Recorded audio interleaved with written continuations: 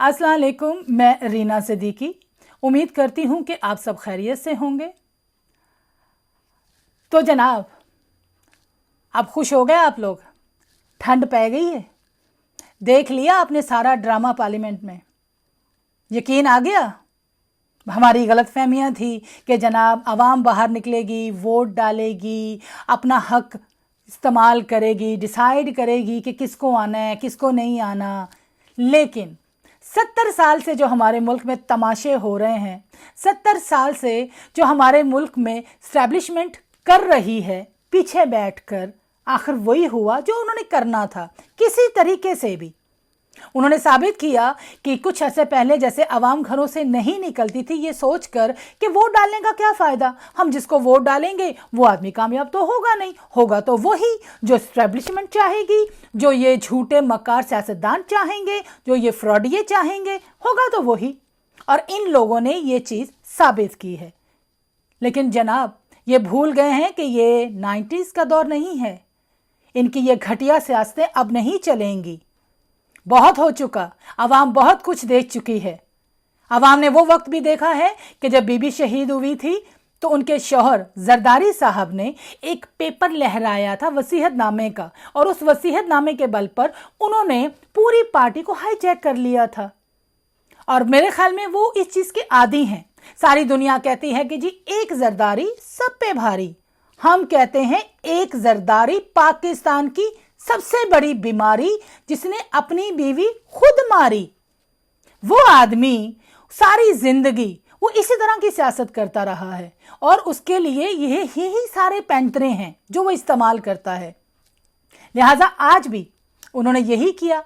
एक तो हमारे मुल्क के अंदर कभी कतरी खत आ जाता है, कभी कोई वसीयतनामा आ जाता है, कभी कोई खत लिख देता है, यानी हर चीज़ की वैल्यू है। नहीं वैल्यू तो आवाम के फैसले की कोई वैल्यू नहीं, आवाम के वोट की कोई वैल्यू नहीं। ये हर दफ़ा आवाम के फैसले को रद्द करके अपनी सियासत चमकाते हैं। और क्यों ना करें, पिछले 70 साल से इनकी यही करतूतें हैं।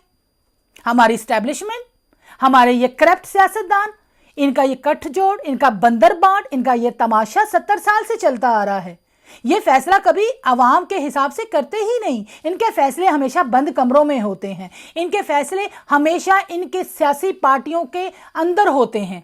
ये अंदर सारा फैसला करके बाहर आके पार्लियामेंट को मजाक बना लेते हैं। और आज भी इन्होंने ऐसा ही किया। आज जो भद्दा मजाक इन्होंने पार्लियामेंट में किया वो सारी दुनिया ने देखा, सब ने देखा। सबको पता है ये तमाशा कहाँ से शुरू हुआ और ये किसने तमाशा लगाया है। सब जानते हैं जनाब, अब सबको खबर है इस चीज़ की। शर्म तो इनको आती नहीं है। और ख़ासतर ये नून लीग का बयानिया तो इंतहाई घटिया था। दिल फिटे मुंह है इनके इस बयानिए के ऊपर। लखदी लानत है इनकी इन हरकतों के ऊपर जो ये मुसलसल करते आ रहे हैं। यानी ये अपनी करतूतें, अपने बंदे को सीट पे लाने के लिए इनकी करतूतें ये हैं कि ये आइन को भी इन्होंने मजाक बना के रखा हुआ है, पार्लियामेंट को भी मजाक बना के रखा हुआ है।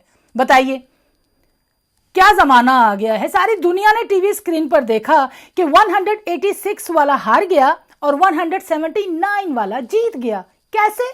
कि जी हमारे डिप्टी स्पीकर दोस्त मजारी साहब खत लेकर आए, एक खत, जी हाँ, जिसमें उन्होंने फरमाया कि चौधरी शुजात साहब जो कि इस पार्टी काफ के मेन आदमी हैं, जो इनके मेंबर हैं, मेन हैं जनाब, उन्होंने फैसला किया है कि जो हमारे 10 के 10 वोट हैं वो परवेज़ इलाही साहब को नहीं जाएंगे, बल्कि वो जाएंगे हमजा कुकड़ी को। जी मतलब हमजा शहबाज शरीफ साहब को जाएंगे। उन्होंने कहा जी मैंने 3 दफ़ा जाकर शुजात साहब से बात की और उन्होंने कहा कि हाँ ये ख़त मैंने ही लिखा है। पहले तो मुझे इसकी इस बात पर एतराज़ है, जिस आदमी की तकरीर में एक लफ्ज़ समझ में नहीं आता, इनको कैसे पता चल गया ये ख़त उन्होंने ही लिखा है। हमने तो जब भी टीवी स्क्रीन पर उनकी तकरीर सुनी है तो सिवाय मिनाहट के अलावा हमें तो कोई समझ में नहीं आया। एक मजाक है इस तरीके से वो बंदा बोलता है जिसकी कुछ समझ में नहीं आता। यानी उनकी तकरीर समझने के लिए भी एक पार्टी बिठानी पड़ती है कि बताइए कि ये कहना क्या चाहते हैं। वो शख्स जो तकरीबन मम्मी में तब्दील हो चुका है वो फैसला करता है अपनी पार्टी के बारे में।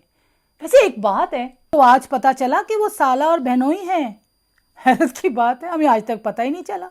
देख लीजिए जनाब सियासत के रंग कैसे रिश्तों को तोड़ देते हैं। तो जनाब उन्होंने फैसला किया।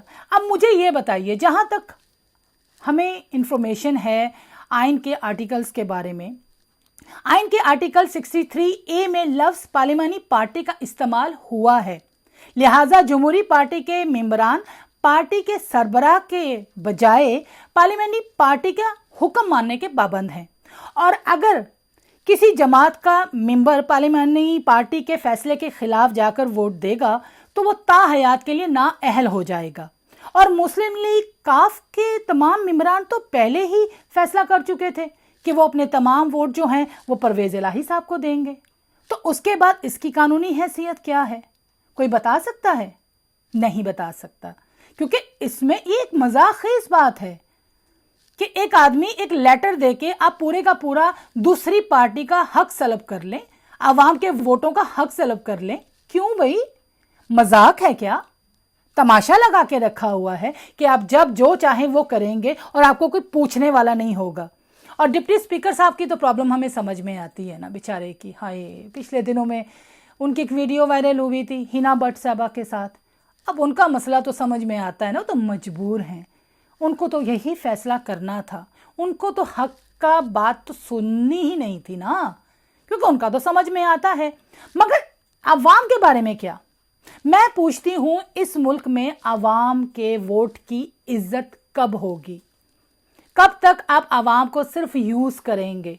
हमेशा नाम दिया जाता है कि जी जमहूरियत है, अवाम का फैसला सर आंखों पर। ये कैसी जमहूरियत है सरकार? अवाम की मेहनत, बारिशों में जलसे जुलूस में अवाम निकली, उन्होंने अपना फैसला सुना दिया। इलेक्शन के दिन लोग बीमारी में, तकलीफ में, इतने हमने लोग देखे हैं जो वोटिंग के लिए आ रहे थे, जो माजूर थे, जो बीमार थे, वो अपने घरों से निकले और वोटिंग की सिर्फ इसी वजह से कि वो चाहते थे कि उनकी पसंद का आदमी पार्लियामेंट में आए, उनकी पार्टी पार्लियामेंट में आए। और हुआ क्या? चूं-चूं का मुरब्बा। हुआ क्या?